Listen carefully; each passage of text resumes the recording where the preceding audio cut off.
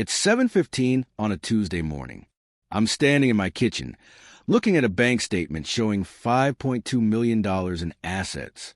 The house is silent. My coffee is getting cold. I'm 71 years old, and there's no one here to say good morning to. Hello, friends. Thanks for joining us at True Experience. If this story resonates with you, please hit that like button and subscribe to stay connected with more real-life tales of betrayal and justice. Drop a comment below telling us where you're watching from. We love hearing from our community across the USA, Canada, and around the world. Quick note before we begin. This is a real account shared with us, and while the details are true, some names and identifying information have been changed for privacy. My name is Richard.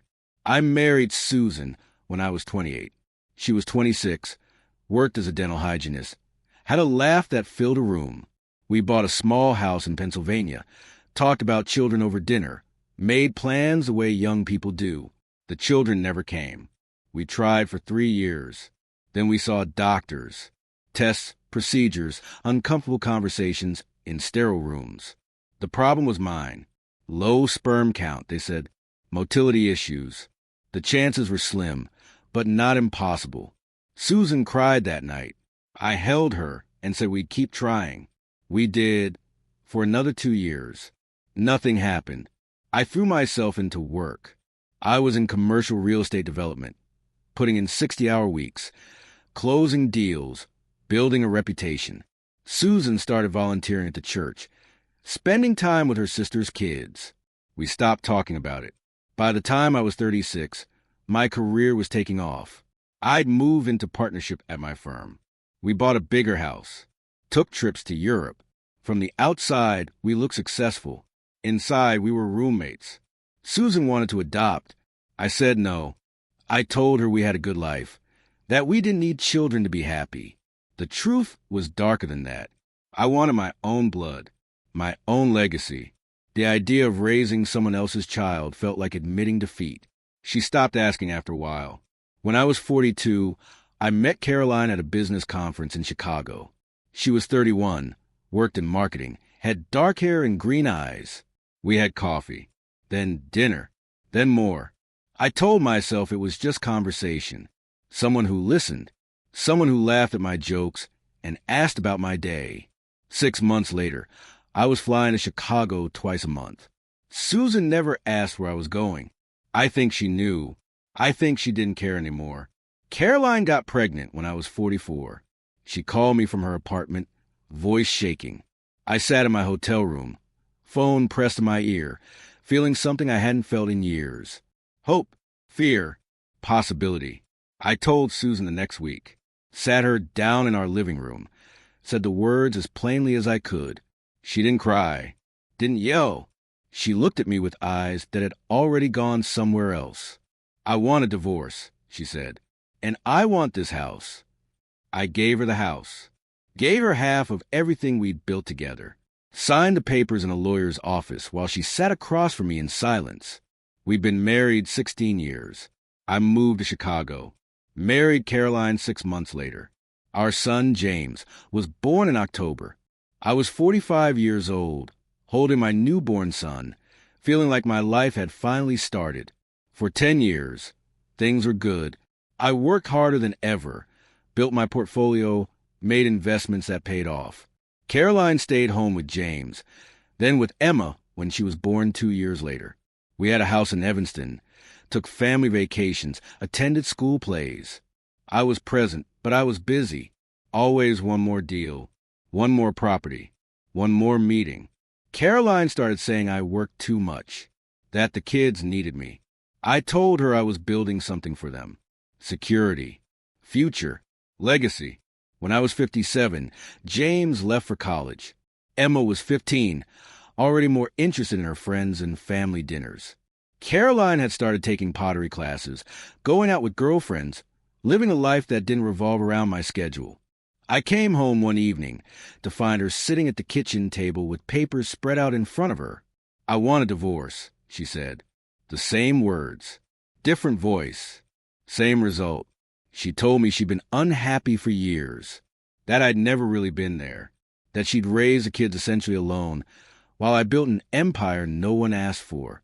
I tried to argue, pointed to everything I provided: the house, the vacations, the college fund. I didn't need any of that, she said. I needed a husband. The divorce took a year, cost me more than the first one. Caroline got the house, substantial alimony, child support for Emma. I kept my business assets, moved into a condo downtown. James called once a month. Emma barely texted. I was 63 when I retired, sold my stake in the firm, walked away with more money than I knew what to do with. I bought a place in Arizona, thinking the weather would be good, thinking maybe I'd golf, travel, enjoy the fruits of 40 years of labor. Instead, I woke up alone, ate breakfast alone, watched television alone. James got married last year, invited me to the wedding. I sat in the third row, watched my son exchange vows with a woman I'd met twice. At the reception, I stood by the bar while Caroline laughed with her pottery class friends and Emma danced with her cousins. James came over during dinner, put his hand on my shoulder. "Thanks for coming, Dad," he said. "Of course," I said. "Wouldn't miss it. Mom told me you paid for a lot of this. I appreciate it." I nodded, wanted to say something else. Tell him I was proud, that I loved him, that I was sorry for all the soccer games I missed, all the bedtimes I worked through, all the moments I chose business over him. Instead, I said, "Happy to help." He smiled and went back to his bride. I left early, drove back to my hotel, sat on the bed, and looked at my phone. My contact list had 300 numbers. I couldn't think of one person to call. Last month, I got a letter from Susan. She still lives in Pennsylvania, in that house I paid off 30 years ago.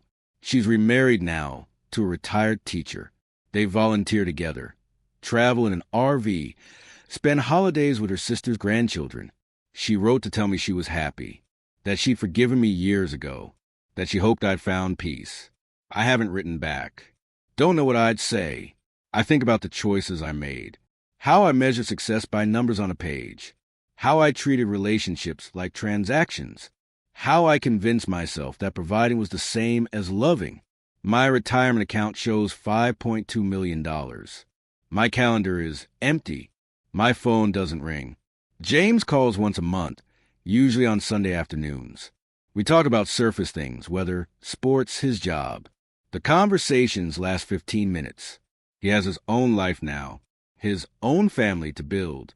I'm a name on his contact list, a check he writes on Father's Day.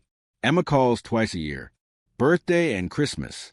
I sit in my house in Arizona, looking out at mountains I don't hike, thinking about a life I built but never lived in.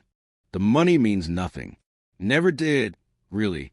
I just didn't see it until there was no one left to spend it on.